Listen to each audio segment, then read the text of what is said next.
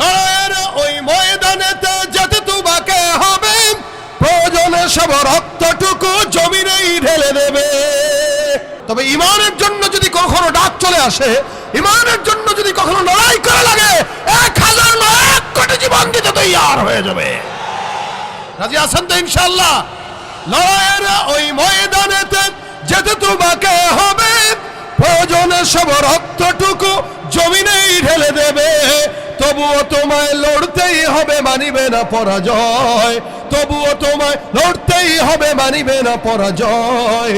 বিপ্লব মানে জীবন দেয়া বসে থাকা নয়, সে কোনো দিন আসবে না রে করো যদি ভয়। বিপ্লব মানে জীবন দেয়া বসে থাকা নয়, সে কোনো দিন আসবে না রে করো যদি ভয়। কোরআনের মজলিসে, জিহাদের মজলিসে, জিহাদের ময়দানে সাহাবায়ে কেরামদের হালত ছিল এরকম। যদিও বয়স ছিল বেশি, কিন্তু এক একজনের ইমানের পাওয়ার দেখে গোটা বিশ্বের কাফের বেঈমানরা তছনছ করে লড়ে যেত। ঠিক কিনা জোরে কর? এরা কাঁপতে বাধ্য হতো। সুতরাং আজকেও যদি আমাদের ইমান তাদের মতো আমরা নিতে পারি, মনে রাখবেন আমাদের ইমান নাই বিষয়টা এরকম না, ইমান আছে দুর্বল। কি বলেন? ইমান আছে দুর্বল, ইমান আছে। রাসূল বলেন আল ঈমানু হুয়া কাওলুন ওয়া ফি'লুন ইয়াজিদু ওয়া ইয়ানকুসু। ইমান এটা কওলের মাধ্যমে হয়, ফেলের মাধ্যমে হয়, তবে মাঝে মাঝে বাড়ে, মাঝে মাঝে কমে। গানের কনসার্টে গেলে তো ইমানের পাওয়ার কমবেই। কি বলেন ঠিক না? যাত্রা গানের, পালার গানের মজলিসে গেলে তো ইমান কমবেই। আর যদি ইসলামী মজলিসে আসেন, ইসলাহি মজলিসে আসেন, ওয়াজ মাহফিলে আসেন, ইয়াজিদু, ইমানের পাওয়ার বেড়ে যাবে। সাহাবায়ে কেরামদের হাল এরকম ছিল, তারা জিহাদের ময়দানে জওয়ান হয়ে যেত। ইমানের ব্যাপারে এরা ছিল স্বচ্ছ এবং কঠোর। ইমানের ব্যাপারে, কুফরির ব্যাপারে এক বিন্দু পরিমাণ কাউকে ছাড় দিতেন না। আর আমরা দুনিয়ার ব্যাপারে নরম, দুনিয়ার ব্যাপারে কঠোর, ইমানের ব্যাপারে নরম। দুনিয়াবি কাজ না, এটা 100% 16 আনা আমার বুঝে নেওয়া লাগবে। আর ইমানের কাজ দুধ পরে করলেও চলবে। কথা কয় না? আপনারা কি কথাটা বুঝতে পারছেন? ইমানের ব্যাপারে আমরা বলি দুধ, নামাজ পড়মুনে 50 বছর হোক, রোজা রাখবো না 50 বছর যাক। আর দুনিয়ার বেলায় না না, কামানোর সময় এটা। কেউ আরে পুত, কামানোর সময় এটা, আগে কামা। এক সময় আর শরীর শক্ত থাকবে না, কামাইতে পারবি না, তখন খালি খাবি আর ইবাদত করবি। দেখেন আল্লাহ কয় যেটা, এ কথার বিপরীতটা। আল্লাহ নবী বলেন ওয়াশাবুন নাশআ ফি ইবাদাতিল্লাহি তাআলা। আল্লাহ পাক 7 প্রকার মানুষকে আল্লাহ পাকের আরশের নিচে ছায়া দান করবেন। ওর ভিতরে এক প্রকার তারা, যেই সমস্ত যুবক যৌবন বয়সে গাঁজা খায়, ইয়াবা খায়, সিগারেট খায়। কথা কয় না? কি করে বলেন না? কি করে? ইবাদত করে। কি করে বলেন? ইবাদত করে। আল্লাহ কয় যৌবন বয়সটা ইবাদত কর, নবী বলে যৌবন বয়সটা ইবাদত কর। আর আমার বাপে কয় না রে বাবা, এটা কামানোর সময় কামা। এই কারণে তো আমাদের পোলায় অবস্থা হয়। ওই যে যৌবন বয়সটা তাকে শিখাই দিছে কামাই করবি, যেই জন্য যৌবন বয়সে কামাই করে আর এই টাকা দিয়ে ইয়াবা গাঁজা খায়।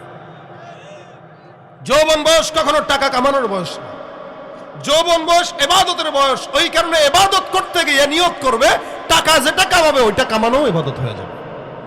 কি বলেন? একটা মানুষের কি নামাজ রোজা ইবাদত? কথা কয় না রে। নামাজ রোজা কি ইবাদত মনে করেন আপনারা? এই মিয়া বুঝে না। নামাজ এটা একটা ইসলামের খুঁটি, নামাজ এটা একটা ইসলামের স্তম্ভ। ইসলামের অনেকগুলো সাইড আছে। রাসূল করিম সাল্লাল্লাহু আলাইহি সাল্লাম বলেন, একটা মানুষ যদি কারো দিকে তাকিয়ে হাসি মুখে কথাও বলে তো আল্লাহ পাক তাকে সাদকার সওয়াব দান করবেন। ইবাদত হইল না গুনাহ হইল? কেউ দেখা হয়েছে, আসসালামু আলাইকুম, কেমন আছেন ভাই, এই কেমন আছেন ভাই, হাসি একটা দিয়ে খালি মুসাফা করলেন। রাসূল বলেন আল কালিমাতুত তাইয়্যিবাতু সাদাকা। এই যে হাসি মুখে তাকে ভালো আছেন কিনা জিজ্ঞাসা করলেন, সদকার সওয়াব লেখা হয়ে গেছে। তার মানে নামাজ পড়লেই সওয়াব হয় নাকি হাসি দিলেও সওয়াব হয়? আচ্ছা, বাথরুমে ঢুকলেন, দোয়া ঢুকার সময় দোয়া বললেন, আল্লাহুম্মা ইন্নী আউযু বিকা মিনাল কনা। বলেন না? বলেন দেখি। আপনার মনে পারেন না, এই কারণে বলতেছেন না। পারেন? পারলে বলেন আল্লাহুম্মা ইন্নী আউযু বিকা তারপরে কি মিনাল খুবুসি আল খাবাইস।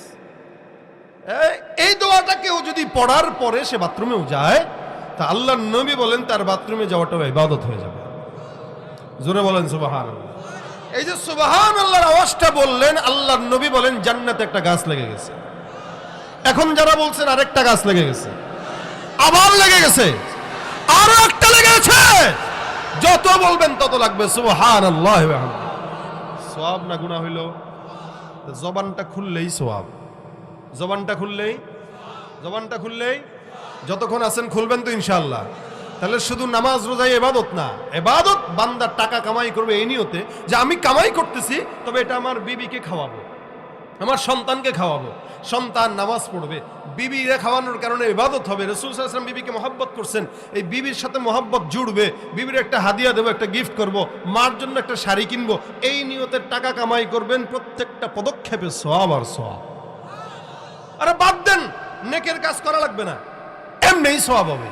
নবী করিম সাল্লাল্লাহু আলাইহি ওয়াসাল্লাম বলেন মান হাম্মা বিহাসানা, কেউ যদি একটা নেকের কাজের নিয়ত করে, কি করলো বলেন আগামীকাল ফজর পড়বো ইনশাআল্লাহ, ইনশাআল্লাহ নিয়ত করছেন তো না? শীতের রাত বহুত কষ্ট ফজর নামাজ পড়া, এটা ইমানের সবচেয়ে বড় পরীক্ষা, সবচেয়ে বড় পরীক্ষা। নিয়ত করছেন আল্লাহ ফজর নামাজ পড়বো ইনশাআল্লাহ।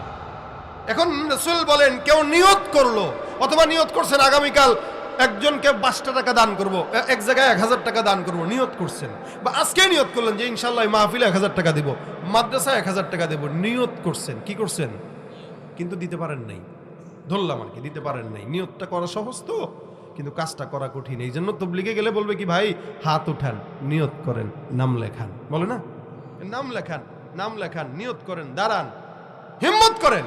নিয়ত কেন বলে? নিয়তেই বরকত, নিয়তেই কি বরকত।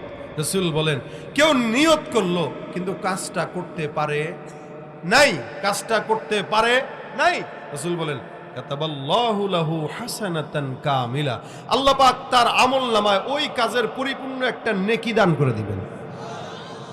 সওয়াব না গুনাহ? তাহলে ইসলাম তার মানে বোঝা গেল নামাজ, রোজা, হজ, যাকাত এগুলোই শুধু ইবাদত না। একটা মানুষের সঙ্গে ভালো মুখে কথা বলা, একটা মানুষের সঙ্গে হাসি কথা বলা, একটা মানুষের সঙ্গে ভালো ব্যবহার করা, কোনো মুরব্বী মানুষের বোঝা টেনে দেওয়া, সব কিছুই ইবাদত, ইবাদত, ইবাদত। সুবহানাল্লাহ। ভাইরা আমার, আজকে যেহেতু বসলাম, আমি আপনাদেরকে একটা আমল শিখাবো ইনশাআল্লাহ। আল্লাহ পাক যদি তৌফিক দান করে, বহুত শীত, শীতে কাবু হয়ে গেছেন আপনারা, আমিও। এই রাস্তার যে পরিমাণে কুয়াশা, এই কুয়াশার ভিতরে, শীতের ভিতরে আল্লাহর দ্বীনের মহব্বতে যে বসলেন, আল্লাহ পাক রব্বুল আলামিন কয় এই ফেরেশতা সাক্ষী থাকো, এদের সমস্ত সগীরা গুনাহ মাফ করে দিলাম। আপনারা যতক্ষণ এখানে আছেন আল্লাহ পাকের বেষ্টনীতে আছেন, হাফফাত হুমুল মালাইকা, চতুর্দিক থেকে আসমানের ফেরেশতারা আপনাদেরকে ঘেরাও করে রাখছে। আপনারা কি খুশি? আলহামদুলিল্লাহ বলেন। ফেরেশতারা ঘেরাও করে রাখছে। যারা বাইরে আছে এরা কিন্তু ঘেরাও নাই। এই মুরগি ডিম পারে, সব ডিম কি বাচ্চা দেয়? আচ্ছা, ডিম যেটা মুরগির নিচে বসে ওটাই কি দেয়? বাচ্চা দেয়। যেটা বসে না ওইটা বাচ্চা দেয় না। ডিম বাচ্চা দেওয়ার জন্য জায়গা লাগে, ওই জায়গাটার ভিতরে বসলে বাচ্চা দেয়, নাহলে পচে। এটা বাচ্চা দেওয়ার একটা জায়গা, আমলের বাচ্চা দেওয়া, জজবা পয়দা হওয়ার জায়গা। যতক্ষণ এই ময়দানের ভিতরে থাকবে তো আমলের জজবা পয়দা হবে, বাইরে থাকবে তো নষ্ট হবে। এই জন্য আমরা যতক্ষণ থাকবো এখানে বসে থাকবো ইনশাআল্লাহ, আমলের নিয়তে বলবো, শুনবো এবং আমল করব ইনশাআল্লাহ। আল্লাহ আমাদের তৌফিক দান করুন। দেখেন ভাই, শুধু তাই না, আল্লাহ পাক বলেন নাযালাত আলাইহিমুস সাকিনা, আসমান থেকে আল্লাহ পাক রহমত আর বরকত নাজিল করতেছেন যতক্ষণ বসা থাকবেন। তা আমি আপনাদেরকে এই বেশি সময় কষ্ট দিব না, যেহেতু আজকে আবার কালকেও মাহফিল আছে, কালকে আপনারা শুনবেন। আমি আপনাদেরকে ছোট্ট একটা আয়াতের আমল শিখাবো। আমল শিখাবো যে আমলটা আল্লাহ পাক রব্বুল আলামিন অনেক ফজিলতপূর্ণ একটা আমল বানাইছেন। এই আমলটা কি আপনারা শিখতে রাজি? ইনশাআল্লাহ, ইনশাআল্লাহ। আপনাদেরকে কষ্ট দিতেছি, বারবার কথা বলাইতেছি, বলতে হবে, কারণ এটা মুজাকারা। মুজাকারায় হাকিমুল উম্মত আশরাফ আলী থানভী রহমতুল্লাহ আলাইহি বলেন, কেউ যদি মুজাকারা করে মুযাকারা করার দ্বারা বান্দার ফায়দা হয় দুইটা, একটা হলো অনেক অজানা জিনিস জানা যায়, আরেকটা হলো আমলের জজবা বেড়ে যায়। অজানা জিনিস আমলের জজবা বেড়ে যায়, এটা হলো মুযাকারার ফায়দা। শুধু তাই না, হাদিসে আসছে কেউ যদি ঈমান ইয়াকিনের মুযাকারা করে, ইলমের মুযাকারা করে, কতটুকু ফায়দা শুনেন।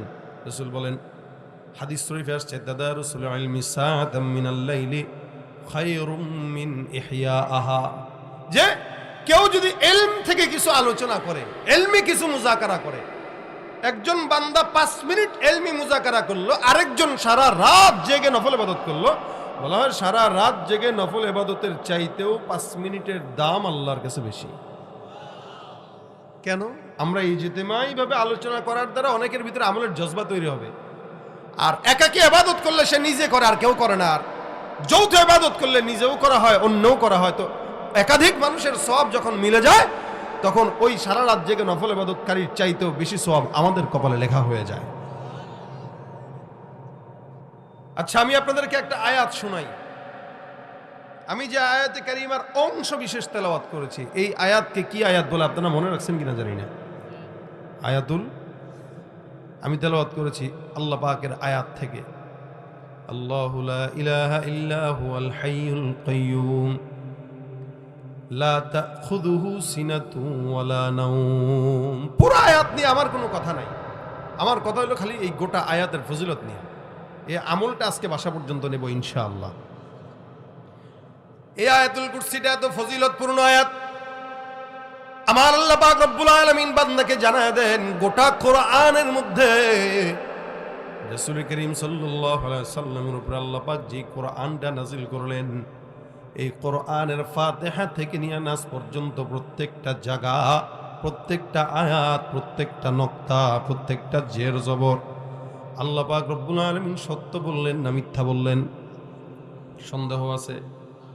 যাদের সন্দেহ ছিল তাদেরকে আল্লাহ পাক রব্বুল আলামিন বলেন, ওয়া ইন কুনতুম ফি রাইবিন মিম্মা নাযালনা আলা আবদিনা ফাতু বিসূরাতিন মিন মিথলিহি ওয়াদউ শুহাদাআকুম মিন দুনিল্লাহি ইন কুনতুম সাদিকিন। আল্লাহ পাক রব্বুল আলামিন বলেন, জমিনের মধ্যে কোনো বান্দার যদি তোমাদের সন্দেহ হয় এই কোরআনের মধ্যে, এই আয়াতটার মধ্যে ঝামেলা, ওই আয়াতটার মধ্যে ঝামেলা, আমি আল্লাহ পাক চ্যালেঞ্জ ছুড়ে দিলাম কিয়ামত পর্যন্ত তোমরা তোমাদের বাপদাদা 14 গোষ্ঠী যা আছে নিয়ে আসো। আল্লাহর কসম, কোরআনের মোকাবেলায় একটা শয়তানের বাচ্চাও কোনোদিন আল্লাহর বিপরীতে দাঁড়ানোর সাহস করে নাই। আবু জাহেল, উতবা সাহেবা পারে নাই, বর্তমানে কেউ পারবে? কথা কয় না, পারবে? এ ভাইরা আমার, কোরআনের ভিতরে আল্লাহ যা দিয়েছেন সব সত্য। আল্লাহ পাক রব্বুল আলামিন কোরআনের মধ্য থেকে এই আয়াতটা দিলেন বান্দাকে, আল্লাহ পাক জানায়া দিয়া বলেন, আল্লাহু লা ইলাহা ইল্লা হুয়াল হাইয়ুল কাইয়্যুম, আল্লাহু লা ইলাহা ইল্লা হুয়াল হাইয়ুল কাইয়্যুম। এই আয়াতের মধ্যে প্রথমেই আল্লাহ পাক রব্বুল আলামিন একত্ববাদের ঘোষণা দিয়া দেন, তিনি আল্লাহ, যার সঙ্গে কোনো দুনিয়ার জমিনের অন্য কোনো শরীক নাই। এই আল্লাহ ছাড়া আর কোনো ইলাহ নাই। গোটা দুনিয়ার মানুষের স্বীকারোক্তি একটা, লা ইলাহা আল্লাহু লা ইলাহা ইল্লা হুয়াল হাইয়ুল কাইয়্যুম। এখানে আল্লাহ পাক রব্বুল আলামিন একত্ববাদের সবক দিলেন। আল্লাহ যে শক্তিশালী এটার সবক দিয়া দেন, উনি যে চিরজীব এটার সবক দিয়া দেয়।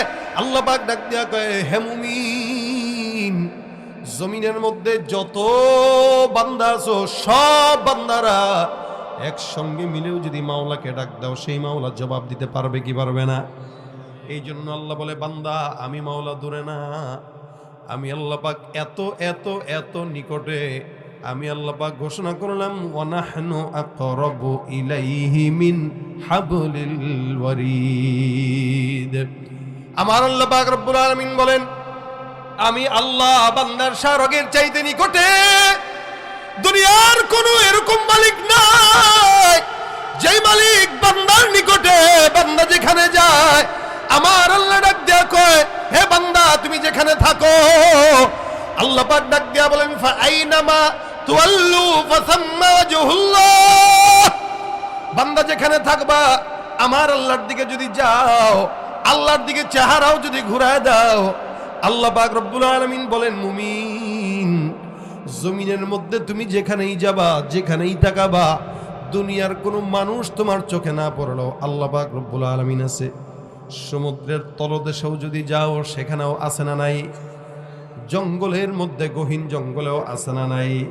সারা দুনিয়াতে আমার আল্লাহ পাক রব্বুল আলামিনের দয়া বিদ্যমান। তিনি এমন রব, তিনি এমন কুদরতওয়ালা।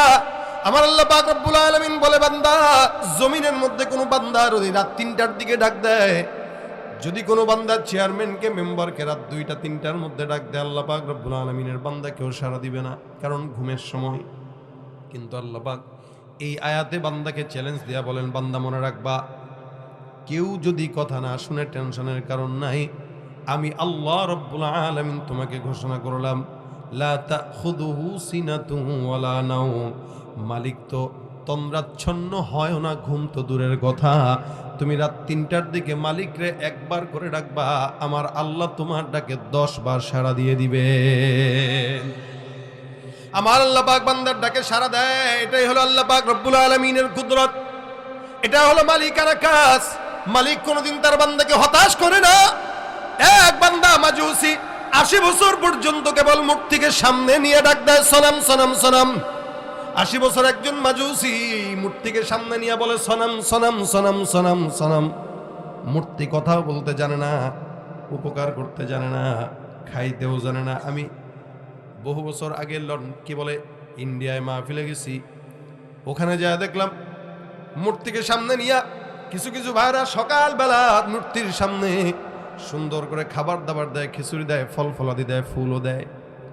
বিকেলবেলা তাকায় দেখি ফল ফলাদিগুলো নিয়ে বিকেলবেলা নিজের ঘরে নিয়ে নিজে খাইতেস। আরে জিজ্ঞাসা করলাম, বাইরে কিরে বুঝলাম না, এটা নিজেরা দিল সকালবেলা, এখন আবার খায় কেন? কয় এটা বরকত। কি বরকত? ওই যে মূর্তির নজর পড়ে, নজর পড়লে যেই মান্নত করে, যে নিয়ত করে খায়, নিয়ত কবুল হয় না। আউযুবিল্লাহ। এ মুসলমান খুব বুঝবেন, মূর্তি কথা বলতে জানে না, উপকার করতে জানে না, ক্ষতি করতে জানে না, কথা শুনতেও জানে না, উপকার করতেও জানে না, আপনার মনের নেক আশা পূরণ করতে জানে না, কারণ এটা তো নিজেই মানুষ বানাইছে। কিন্তু আমার আল্লাহ পাক রব্বুল আলামিন বান্দার দিলের হালত জানে কি জানে না? জোরে বলেন, জানে কি জানে না? তুমি পারো করতে মোচন অভাব দুঃখী লোকের, তুমি পরম মুক্তি দাতা মালিকে জগতের। তোমার কাছে চাই যে পানা, তোমার কাছে চাই যে পানা, আমরা প্রতিদিন তোমার দয়ায় পূর্ণ আমার সারা নিশিদিন।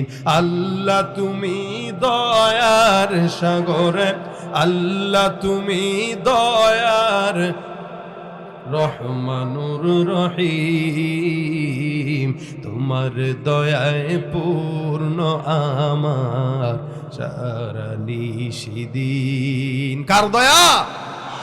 মূর্তিকে সামনে নিয়ে কেবল ডাক দেয়। 80 বছর পার হয়ে গেল, বারবার মূর্তিকে সামনে নিয়ে ডাকে, সনাম সনাম সনাম সনাম সনাম সনাম। 80 বছর মূর্তি কথা বলতে পারে না। 80 বছর পর হঠাৎ করে একদিন মূর্তির সামনে সনাম সনাম সনাম সনাম বলতে বলতে জবান দিয়া বের হয়ে গেছে সমাদ। আল্লাহু আকবার। সমাদটা কার নাম? আরো জোরে। আমার আল্লাহ কয়, কুল হুয়াল্লাহু আহাদ আল্লাহুস সামাদ। 80 বছর পর্যন্ত সনাম সনাম সনাম বলে ডাকে। 80 বছর মূর্তি কথা বলতে জানে না। 80 বছর পর যখন সমাদ বের হয়ে গেল, আসমান থেকে আমার মাওলা ডাক দেয়, কয় লাব্বাইকা ইয়া আবদি, হে আমার বান্দা বল, আমি আল্লাহ তোর জন্য হাজির। বান্দা আমাকে এত বছর পর্যন্ত ডাকলা না, এত বছর পর্যন্ত বারবার বললা সনাম সনাম সনাম সনাম। 80 বছর হয়ে গেল, কেউ জবাব দেয় নাই। 80 বছর পর বান্দা তুমি ভুল ক্রমে ডাকলা সমাদ। আমি আল্লাহ পাক রব্বুল আলামিন আসমানে আছি, বান্দা আমি আল্লাহ তোমার জন্য আছি। তুমি যেখানেই যাও না কেন, ভুল ক্রমেও যদি ডাকো, আমি আল্লাহ পাক রব্বুল আলামিন তোমার ডাকে সাড়া দেওয়ার জন্য বান্দা আমি অপেক্ষায় থাকি।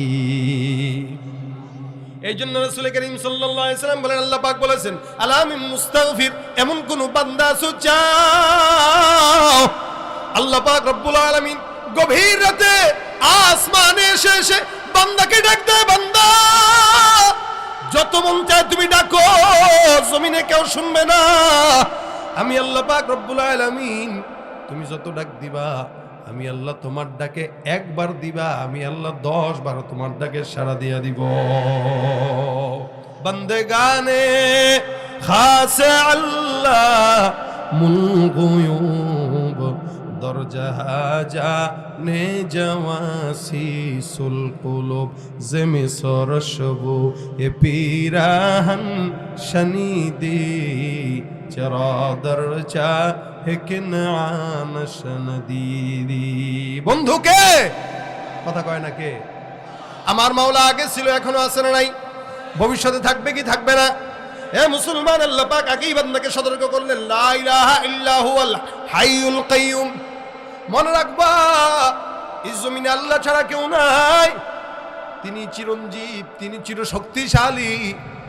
আল্লাহ পাক বান্দাকে, তার মানে বোঝা গেল এই আয়াতটার শুরুতেই যেহেতু আল্লাহ পাক বান্দারে জানাই দিয়েছেন, তার মানে বোঝা গেল আয়াতটা অনেক দামি আয়াত। এই কারণে অনেক মুফাসসিরিন ইকরাম বলেন এই আয়াতুল কুরসি হলো ইসমে আজম। এটা পড়বা আর মনের আশা পূরণ হবে না, দোয়া কবুল হবে না, বিপদ থেকে হেফাজত থাকবে না, এটা হতে পারে না। সুবহানাল্লাহ।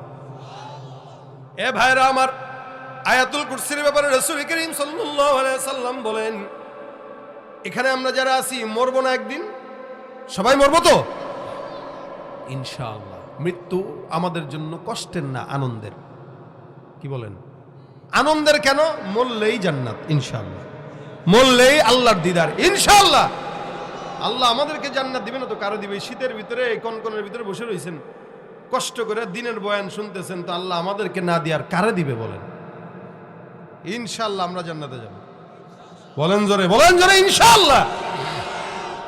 কারে দিবে? আর মানুষ ঘরের ভিতরে বসে কম্বল মুড়ি দিয়ে টিভি দেখে, আর আমরা এখানে শীতের ভিতরে এসে ওয়াজ শুনতেছি, আল্লাহর কোরআনের কথা শুনতেছি, হাদিসের কথা শুনতেছি, তো জান্নাত আমাদের জন্যই রাখবে ইনশাআল্লাহ। নবী করিম সাল্লাল্লাহু আলাইহি ওয়াসাল্লাম বলেন, কেউ যখন মরবে, আল্লাহ রাসূল বলেন, কেউ যদি আয়াতুল কুরসি পড়ে, মান করা আয়াতুল কুরসি, কেউ যদি আয়াতুল কুরসি পড়ে, কখন? বলে 5 ওয়াক্ত নামাজের পরে, ফজরের পরে একবার, যোহরের পরে একবার, আসরের পরে একবার, মাগরিবের পরে একবার, এশার পরে একবার। কয়বার হইল? নবী করিম বলেন, কেউ যদি দৈনন্দিন 5 বার আয়াতুল কুরসি পড়ে, আমার আল্লাহ পাক রব্বুল আলামিনের হাবিব বলে, ওই বান্দাকে মৃত্যু ছাড়া জান্নাতে প্রবেশ করতে কেউ বাধা দিতে পারবে না। জোরে জোরে আবার সুবহানাল্লাহি ওয়া বিহামদিহি। মৃত্যু ছাড়া কেউ বাধা দিবে না, তার মানে বুঝেন কত বড় একটা আমল।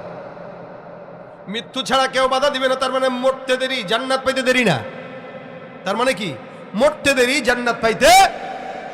রাসূল বলেন, আল্লাহ নবী সাল্লাল্লাহু আলাইহি ওয়াসাল্লাম বলেন, লাম ইয়ামনাহু মিন দুখুলিল জান্নাতি ইল্লা আইয়ামুত। জমিনের মধ্যে মউত ছাড়া বান্দাকে কেউ, ওই বান্দাকে জান্নাত পাওয়ার জন্য কেউ বাধা দিতে পারবে না। সুতরাং মরতে দেরি, আল্লাহর জান্নাত পেতে দেরি নাই।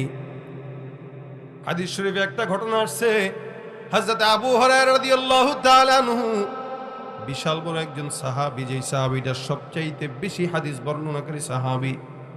আবু হুরায়রা নাম শুনছেন তো? আবু হুরায়রার নাম সম্মত আবু হুরায়রা ছিল না। রাসূল করিম সাল্লাল্লাহু আলাইহি সাল্লাম একদিন তাকে ডাকলেন, এ আবু হুরায়রা। বিড়াল নিয়ে নাড়াচাড়া করতেন, খেলাধুলা করতেন, কোলের মধ্যে নিয়ে ঘুরতেন, বিলাই একটারে নিয়ে। এই জন্য নবী করিম তাকে মহাব্বত করে ডাকছেন, হে বিলাইয়ের বাপ। কিসের ডাক? বিলাইয়ের বাপ। এই নাম হয়ে গেছে বিলাইয়ের বাপ। ভাইরা আমার, আবু হুরায়রা রাদিয়াল্লাহু তাআলা আনহু বর্ণনা করেন, আমি একবার নবী করিম সাল্লাল্লাহু আলাইহি ওয়াসাল্লাম আমাকে সুন্দর করে সাদাকাতুল ফিতরের মাল, যাকাতের মাল আমার কাছে আমানত রাখতে দিল। নবী বলেন, আবু হুরায়রা, এই মালগুলো তোমার কাছে আমানত, এই মালগুলো তুমি রাখো, খবরদার আমানতের যেন খেয়ানত না হয়। আপনারা কি মনে করেন সাহাবা একরাম কি আমানতের খেয়ানত করে? আমানতের খেয়ানত যারা করে তারা মুমিন না মুনাফিক? রাসূল বলেন, আয়াতুল মুনাফিকি সালাত, ইদা হাদ্দাসা কাযাবা ওয়া ইদা ওয়া'দা আখলাফা ওয়া ইদা তুমিনা খানা। একজন মিথ্যাবাদী, যেই লোকটা মিথ্যা কথা বলে কথায় কথায়, সেটা মুনাফিক। যেই লোকের কাছে আমানত দেওয়ার পর খেয়ানত করে সে মুনাফিক। যেই লোক ওয়াদা দেওয়ার পর ওয়াদা ভঙ্গ করে সেও মুনাফিক। সাহাবায়ে কেরাম এক একজন দুনিয়ার জমিনে থাকার পর আল্লাহর জান্নাতের গ্যারান্টি পেয়ে গেছে। সুবহানাল্লাহ। মুনাফিক কেমনে হবে? তবে হ্যাঁ, কিছু কিছু মুনাফিক ছিল, তারা তো মুমিন না, মুনাফিক, তাদের নামই আলাদা। সাহাবী আবু হুরায়রা কয়, রাসূল আমাকে সুন্দর করে যাকাতের মাল দেয়, সাদকাতুল মাল, ফিতরের মাল দেওয়া দিলেন। এ আবু হুরায়রা, এই মালটাকে তুমি হেফাজত করো। আবু হুরায়রা রাত্রেবেলা নামাজে দাঁড়াইলেন, তাহাজ্জুদের নামাজে। হঠাৎ করে তাকায় দেখেন একটা চোর নামাজের পর তাকায় দেখে গোপনে গোপনে একটা চোর তার ওই জায়গায় ঢুকছে। ঢুকে সুন্দর করে ওই সদকাতুল ফিতরের মাল থেকে নিয়া কিছু স্বর্ণ অথবা কিছু খাবার, কিছু খেজুর, এগুলো নিজের পকেটের থলিতে পড়তেছে। ঘরের ভিতর চোর ঢুকলো, আবু হুরায়রা তাকায় দেখে, খাপ করে চোরটাকে ধরে আর ডাক দেখা, কি ব্যাপার, তুমি আমার ঘরে ঢুকলা কেন? বলে, ভাই আল্লাহর রাস্তে মাফ করবেন, আমার ঘরে অনেকদিন পর্যন্ত খাবার নাই, আমার বিবিও খাবার পায় না, সন্তান খাবার পায় না, মাও খাবার পায় না, অভাবের তাড়নায় ঢুকছি, স্বভাবের তাড়নায় চুরি করি না। মনে রাখবেন, চোর যতবারই ধরা খাক ততবারই কয়, ভাই আমি চোর না, এমনি ঢুকছি। এটা কি বলেন, ঠিক না? সে যতবার চুরি করা ধরা খাক না কেন, নিজে স্বীকার করে না। আবু হুরায়রাও চোরকে ধরলো। চোর কয়, আল্লাহর কসম, আমি এই জীবনের প্রথম চুরি করতে ঢুকছি, আর কোনোদিন আসবো না। আমার বাচ্চারা খাবার না পাওয়ার কারণে আপনার ঘরে ঢুকলাম চুরি করার জন্য, তবে আমি চোর না, দয়া করে ছেড়ে দেন। বারবার কান্নাকাটি করে করে কাকুতি মিনতি করে আবু হুরায়রার দিলের ভিতরে দয়া। আবু হুরায়রা কয়, যাও, আর কখনো আসবা না। সম্পদ যদি আমার হতো আমি তোমাকে দিতাম, কিন্তু এটা আমানতের সম্পদ। আমানতের খেয়ানত করা হলো মুনাফিকের আলামত। আমাদের দেশে যতগুলা মানুষ আছে, অধিকাংশ মানুষের মধ্যে আমানতদারিতা নাই। বেশিরভাগ নাই হলো নেতাদের মধ্যে, বাকি যেগুলোর আছে এগুলোর কম। ভাইরা আমার খুব বুঝবেন, আমানতের খেয়ানত যারা করে তারা মুমিন না মুনাফিক? জোরে কোন, মুমিন না মুনাফিক? এই আল্লাহর বান্দা ছেড়ে দিল। আবু হুরায়রা রাদিয়াল্লাহু তাআলা আনহু বলে, যাও, ছেড়ে দিলাম, খবরদার আর আসবা না। আবু হুরায়রা রাদিয়াল্লাহু তাআলা আনহু ছাড়লেন। রাসূল করিম সাল্লাল্লাহু আলাইহি সাল্লামের কাছে ফজরের নামাজের সময় মসজিদে নববীতে গেলেন। নবী করিম সাল্লাল্লাহু আলাইহি সাল্লাম নামাজের পর ডাক দেয়, আবু হুরায়রা, গতকাল রাত্রে তোমার ঘরে চোর আসছিল, চোরটা কই? সুবহানাল্লাহ। আচ্ছা বলেন, নবী কি জানছে চোর আসছে? যে নবী কি ছিল আবু হুরায়রা আর চোর? নবী ডাক দেয়া, আবু হুরায়রা, গতকাল রাতের চোরটা কোথায়? আবু হুরায়রা কয়, ইয়া রাসূলুল্লাহ, আপনি কেমনে জানেন? গতকাল রাতে আমার ঘরে চোর আসছিল, এটা সত্য। তার মানে বোঝা গেল আমার পয়গম্বরকে চোরের ব্যাপারে আল্লাহ পাক রব্বুল আলামিন জানাইছেন, ঠিক কিনা? আবু হুরায়রা ডাক দেয়া কয়, ইয়া রাসূলুল্লাহ, আমার ঘরে যে চোরটা আসছে এটা সাধারণ চোর নয়, আবার অসাধারণ চোর নয়, এটাকে চোরের কাতারে ফেলানো যায় না। এটা অভাবগত একটা মানুষ, অভাবী হয়ে আমার ঘরের মধ্যে আসছে বাচ্চার জন্য খাবার নেওয়ার জন্য। বারবার আমাকে কাকুতি মিনতি করে বলছে যেন কারো কাছে না বলি। নিজের ঘরের সন্তান খায় না, মাও খাবার পায় না, বাচ্চাও খাবার পায় না, বিবিও খাবার পায় না, অভাবের তাড়নায় পড়ে আমার ঘরে চুরি করার জন্য ঢুকলো। ইয়া রাসূলুল্লাহ, দিলের মধ্যে মায়া লাগছে, যার কারণে তারা ছেড়ে দিলাম। আল্লাহ নবী সাল্লাল্লাহু আলাইহি সাল্লাম ডাক দেয়া বলে, আবু হুরায়রা, তুমি যাকে দয়া করে মায়া করে ছেড়ে দিলা, ওইটা আসলে চোর তো চোর। এটা গতকাল তোমার কাছে মিথ্যা বলেছে, আজকে রাত্রিতেও ওই চোরটা আবার তোমার ঘরে ঢুকবে। আবু হুরায়রা কয়, হুজুর কি বললেন এটা? ও তো বললো যে সে চোর না। রাসূল বলেন, না, সে চোর, সে আবার আসবে তোমার কাছে, সে মিথ্যুক। আবু হুরায়রা ডাক দেয়া কয়, ইয়া রাসূলুল্লাহ, গতকাল তো তারে মায়া দেখায় ছাড়লাম, আজকে যদি আসে, আজকে আর ছাড়া ছাড়ি নাই। তার খবর আছে ধরতে পারলে। তার মানে আবু হুরায়রা এখন সতর্ক হয়ে গেছে। কি বলেন? চোর যে আসবে, গতকাল রাতে না এমনি অবহেলা ছিল, চোর ঢুকছে। আজকে রাত্রিতে আবার যদি চোর আসে, আবু হুরায়রা কয় আজকে রাত্রিতে ধইরা তার আমি একটা পিটানি দেব। রাত্রিবেলা নামাজ আদায় করেন। রাত্রিবেলা যখন গভীর রাত, দীর্ঘ রাত লম্বা হতে হতে সুবহে সাদিকের সময় হইল, হঠাৎ করে তাকায় দেখে চোর মহোদয়টা আস্তে আস্তে গুটি গুটি পায়ে আবার ঘরের মধ্যে ঢুকছে। গতকাল রাত্রে চুরি করলো, ওয়াদা করলো, কেন ধরলো, হাত পাও ধরলো, মাফ করে ছেড়ে দিলাম, আজকের রাত্রিতে আবার কেন ঢুকলো? আবু হুরায়রা পিছন থেকে তাকে ধরে ফেললেন, রাদিয়াল্লাহু তাআলা আনহু ধরলেন। ধরার পরে কয় কি ব্যাপার? গত রাত্রে আসলা, ছেড়ে দিলাম দয়া করে, আজকে আবার কেন আসছো? গতকাল রাত্রে তো আপনি আমাকে ধরছেন ঠিকই, নিতে দেন নাই। আমি তো মাল নিতে আসছিলাম, আপনি আমার নিতে দেন নাই, আপনি আবার ধরে ফেলছিলেন আমারে। চিন্তা করলাম আজকে যদি সুযোগ হয়, সন্তানকে এখনো খাওয়াইতে পারি নাই, যার কারণে চুরি করার জন্য আসছি, দয়া করে আল্লাহর হস্তে মাফ করেন, কান ধরলাম, আর জিন্দেগিতে আসবো না। মনে রাখবেন, চোরের নামটা, চোরের অবস্থাটাই এরকম। চোর যখন যতবার চুরি করুক ততবারই মাফ চায়, আর আসবে না এই ওয়াদা করে। কিন্তু যত হাজারো বারো তাকে মাফ করেন না কেন, চোরের কাজ চুরি করা তার স্বভাব পাল্টায় না। ভাইরা আমার, আবু হুরায়রা রাদিয়াল্লাহু তাআলা আনহু চোর ধরলেন, বারবার মাফ চায়, ক্ষমা চায়। আবু হুরায়রার দিলের মধ্যে দয়া। আবু হুরায়রা রাদিয়াল্লাহু তাআলা আনহু কয়, যা যা, মায়া লেগে গেছে, ছেড়ে দিলাম, যা ভাগ। আচ্ছা বলেন তো, আপনারা যদি দুইবার, দ্বিতীয়বার যদি ঘরের ভিতরে চোর দেখতেন, ছাড়তেন না মারতেন? মারতেননি। শুধু এই সমাজে যদি খালি একটা পকেট মাইন্ড ধরা পড়ে, আরে বাপ রে বাপ, পিডায়া ও থত না ফাটায় দেয়। কি বলেন, ঠিক না? একটা পকেট মার ধরা খাইলে পর্যন্ত মারতে মারতে তার অবস্থা কাহিল করে দেয়। সেখানে আমাদের দেশের কোটি কোটি কোটি কোটি টাকা পাচার করে কিছু কিছু নেতারা বিদেশের মাটিতে দ্বিতীয়বারই করে, তাদেরকে দেখলে 14 বার সালাম দেয়।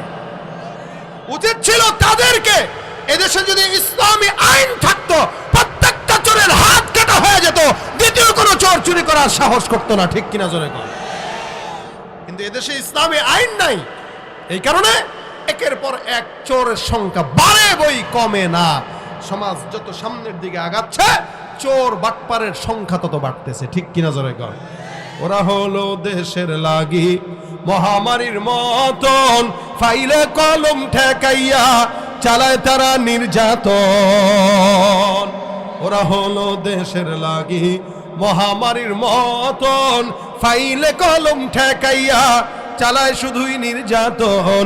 ঘুষের টাকায় ওদের ভুড়ি, ঘুষের টাকায় ওদের ভুড়ি, করে যে টান টান। ওরা শিক্ষিত শয়তান, ওরা শিক্ষিত শয়তান। কথা কয় না? শিক্ষার হার বাড়তেছে, কিন্তু শয়তানও বাড়তেছে। কি বলেন? শিক্ষার হারের সাথে চোরও বাড়তেছে, শিক্ষার হারের সাথে বাটপার বাড়তেছে। শিক্ষিত হচ্ছে, মনুষ্যত্ব কমছে। তবে শিক্ষাটা যদি কোরআনের শিক্ষা হইতো, তাহলে মনুষ্যত্ব থাকতো। কথা কয় না? আপনারা কি আমার কথা একমত না? বুঝতেছেন? ঘুমাইতেছেন কেউ? তাকবীর দেন, আল্লাহু আকবার। আর জোরে আল্লাহু আকবার। তাহলে ছোট চোরের আগে বড় চোর ধরা দরকার। কি বলেন? ছোট চোরের আগে কোন চোর ধরা দরকার? যারা আমাদের জনগণের টাকা চুরি করে, ওদেরকে আগে ধরা দরকার। ছোট চোর তো এমনিই সোজা হয়ে যাবে, বড় চোর যখন ধরা খাবে। ভাইরা আমার দেখেন, আবু হুরায়রা রাদিয়াল্লাহু তাআলা আনহু কথা সত্য, আস্তে কইলে হবে না, জোরে কোয়া লাগে। এই কথা খালি আমার একার দায়িত্ব না, আপনাদেরও দায়িত্ব। কেউ নাকি না হুজুর জিহাদ জিহাদ জিহাদ চাই, পুলিশের পিটান দেখলেন নাই। আমরা এলাম এই কোয়ালিটির, ধরা খাই আমরাই খাই, আপনারা বসে বসে কোন ঠিকই আছে কয় কে? এই বলে ঠিক না? ধরা গেলে ঠিকই আছে, এত সাহস দেখায় কে? জানে না সরকার কেমন? আবার আমরা যখন এখানে বলি ঠিকই আছে, এরা দুই দলেই আছে। এই দুই দলে যারা আছে, এদেরও একটা দলের নাম আছে, জানেননি আপনারা? কথা বোঝে নাই। এই দলে আর ওই দলে, দুই দলেই আছে। আর এই দলে যে আছে, ওরও একটা দলের নাম আছে, নাম হলো মুনাফিকের দল। কথা কয় না? কি দল? মুনাফিকের দলে থাকবেন নি? কারা কারা থাকবেন? হাত তুলেন। মাশাআল্লাহ, বাচ্ছেন খালি হাতগুলা চাদরে ঢুকায় রাখছেন, নয়তো কতক্ষণে দুই হাত উঠে যাইতো সব। আল্লাহ পাক মুনাফিকি থেকে হেফাজত করুক, বলেন আমিন। আবু হুরায়রা রাদিয়াল্লাহু তাআলা আনহু দ্বিতীয় দিন চোরকে ছেড়ে দিলেন। সকালবেলা ফজরের নামাজের সময় রাসূলের সঙ্গে মসজিদে দেখা, নবী ডাক দেয়া আবু হুরায়রা, ওই চোর কই?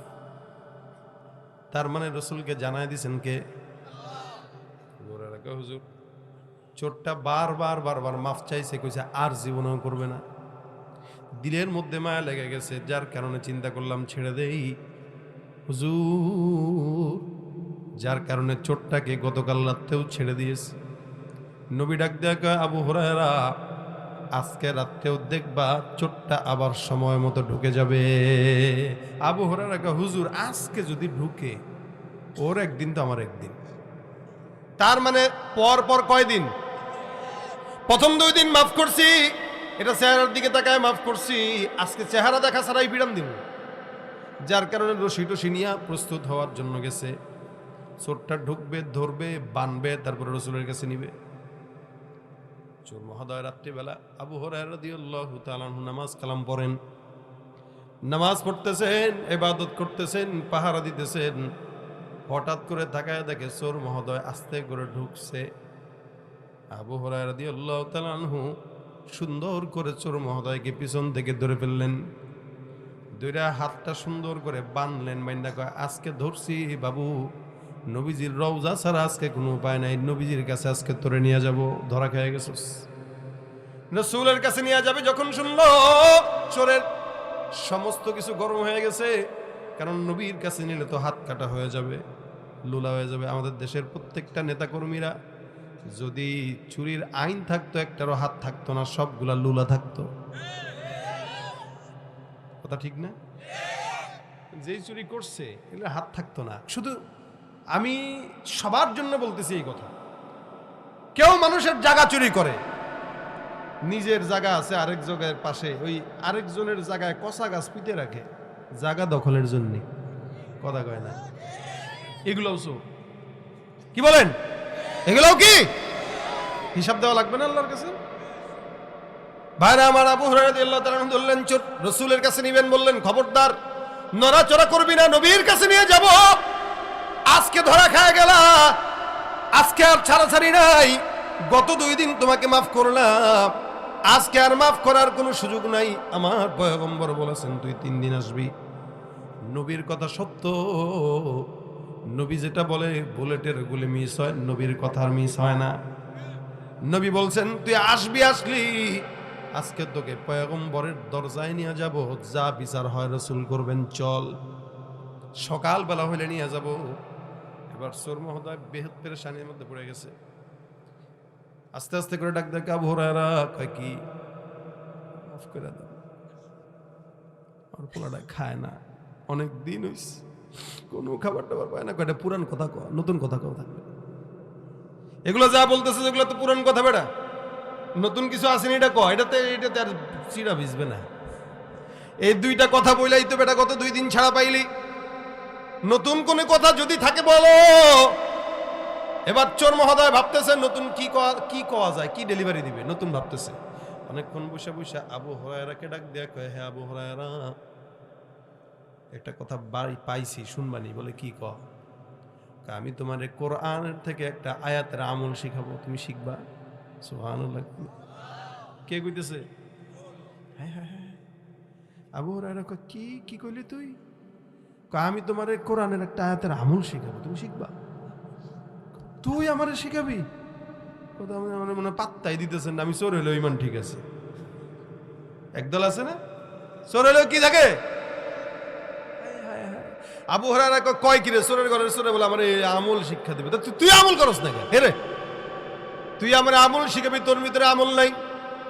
চোর মহোদয় ডাক দেয়া কয়, শুনেন, আমল শিখতে চান? বলে হ্যাঁ শিখবো তো। তাহলে আমার ছাড়তে হবে, শর্ত দেন। আবু হুরায়রা কয়, এই তোমার মেরে দেবে। আচ্ছা তোরা ছাড়বো। দেখেন আবু হুরায়রা রাদিয়াল্লাহু তাআলা এমন একজন সাহাবী ছিলেন, যেই সাহাবী মসজিদে নববীর গেটের ভিতরে দিনের পর দিন পড়ে থাকতেন, ক্ষুধার যন্ত্রণায় লাফালাফি করতেন, মানুষ মনে করতো তার মৃগী ব্যারাম ধরছে। ক্ষুধার কাতরে, ক্ষুধার যাতনায় চেতনা হারিয়ে ফেলতেন। এ ছিলেন আবু হুরায়রা। ইলমের প্রতি এত টান ছিল আবু হুরায়রা। সে আবু হুরায়রাকে কেউ যদি বলে তোমার আমি আমল শিখাবো, ইলম শিখাবো, দেখতে আবু হুরায়রা তো পাগল হয়ে যাওয়ার কথা।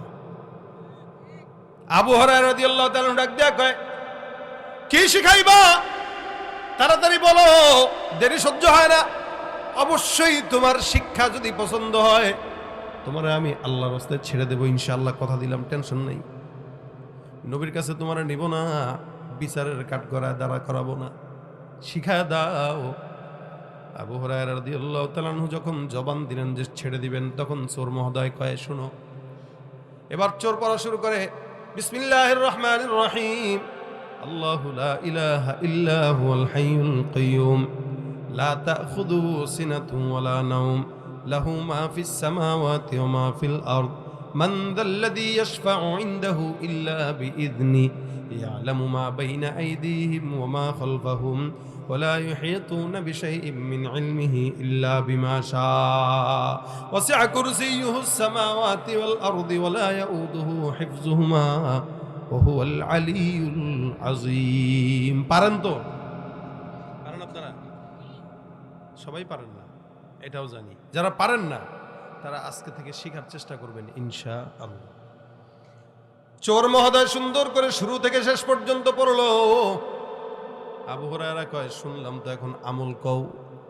চোর এবার ডাক দেয়া কয়, শোনো আবু হুরায়রা, কোন বান্দা যদি এই আয়াতটা সকালবেলা আর রাত্রেবেলা তেলাওয়াত করে, রাত্রেবেলা ঘুমের আগে তেলাওয়াত করে, আল্লাহ পাক রব্বুল আলামিন ওই বান্দাকে সকল প্রকার জিন্নাত শয়তানের ওয়াসওয়াসা থেকে, জিন্নাতের আক্রমণ থেকে আল্লাহ তার সকাল পর্যন্ত ফেরেশতার মাধ্যমে হেফাজত করবে।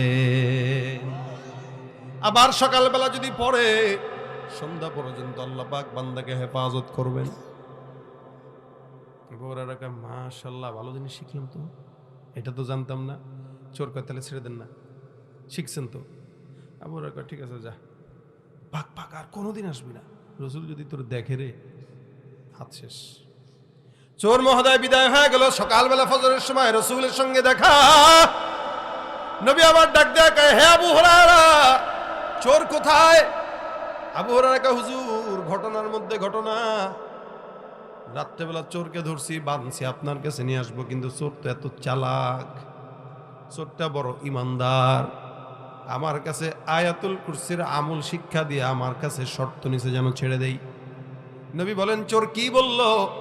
আবু হুরায়রা কয়, ইয়া রাসূলুল্লাহ, চোরটা আমারে ডাক দেয়া কইছে, কেউ যদি সকালবেলা রাত্রিবেলা আয়াতুল কুরসি তেলাওয়াত করে, আমার আল্লাহ সকল প্রকার জিন্নাতের আক্রমণ থেকে বান্দাকে হেফাজত করবে।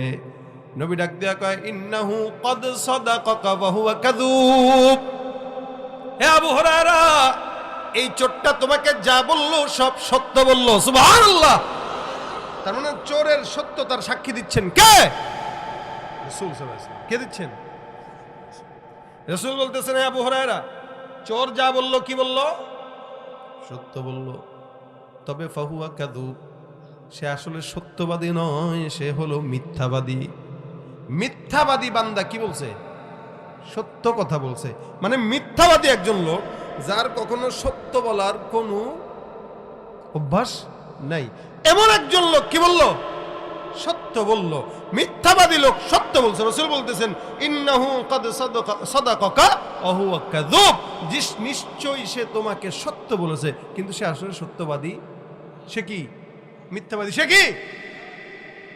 এবার আবু হুরায়রা, হুজুর আপনি কি তারে চিনেন?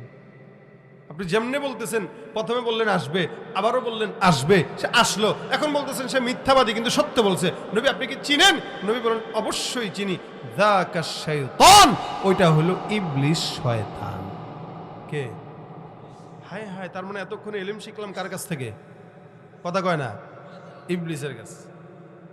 আচ্ছা, ইবলিসের কাছে শয়তানের কাছে ইলম শিখলেও ইলমটা দামি ছিল, কারণ সত্যায়ন করছেন কে?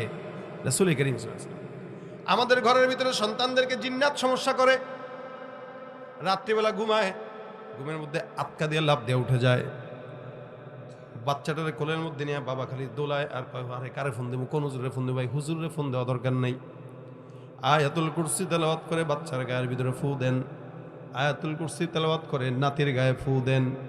যদি ঘুমের মধ্যে স্বপ্ন দেখে ভয় পায়, ইনশাআল্লাহ সারা রাত আল্লাহ পাক বান্দাকে হেফাজত করবে। শুধু তাই না, নিজের সম্পদকেও যদি রক্ষা করতে চান, সম্পদকে যদি রক্ষা করতে, উবাই ইবনে কাব রাদিয়াল্লাহু তাআলা একটা ছোট্ট ঘটনা বলে শেষের দিকে যাচ্ছি। দেখেন, উনি একবার ওনার একটা বাগানে গেছেন, হযরত উবাই ইবনে কাব, উনি ওনার একটা বাগানে গেছেন। বাগানে যাওয়ার পরে দেখে ওনার বাগান থেকে ফলমল চুরি করার জন্য একটা ছেলে তৈরি হইতেছে, যুবক।